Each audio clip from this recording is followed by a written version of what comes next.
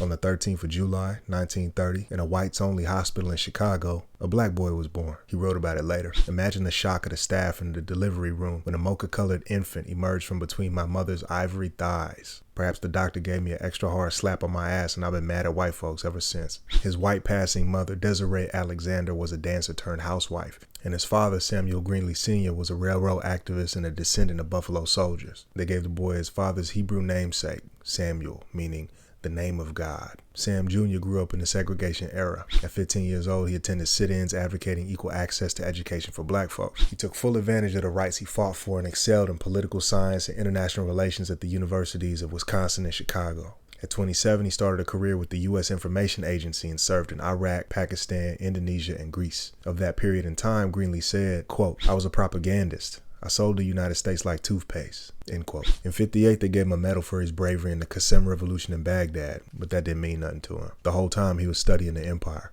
In 1969, he published his first novel, The Spook Who Sat by the Door, a semi-autobiographical text about Dan Freeman, a black man conscripted by the CIA, initially supposed to be a token, a diversity hire, you could call it, to engage in espionage for the state. For 5 years, Freeman outperforms his white peers, taking meticulous notes on military assassination and counterinsurgency protocols, until he quits and heads back to Chicago. There, he builds a revolutionary paramilitary force of socially dejected black men. He used Freeman's character to flesh out W.E.B. Du Bois's theory of double consciousness, as well as satirizing the white liberal agenda and demonstrating the deep humanity and value of black men discarded by society. Quote, "My experiences were identical to those of Freeman in the CIA.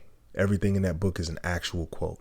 If it wasn't said to me, I overheard it." End quote. Greenlee scared us to death. American publishers blocked his work, so he published under a Ghanaian editor in London. The book lit up the black world for its political intelligence, technical detail, and sharp practicality. In the fall of '73, The Spook Who Sat by the Door premiered as a film in Chicago to glowing reviews, or people reportedly lined up around the block in the rain to see it. But peep this out. In about 3 weeks, 50 prints distributed nationwide disappeared in tandem overnight. Greenlee reported the theaters carrying the film were contacted by FBI agents who gave orders to cut it. To this day, the FBI hasn't addressed the accusation. We do know, however, that they started a record on Sam Greenlee. When requisitioned for that record in recent years, the FBI said they lost it.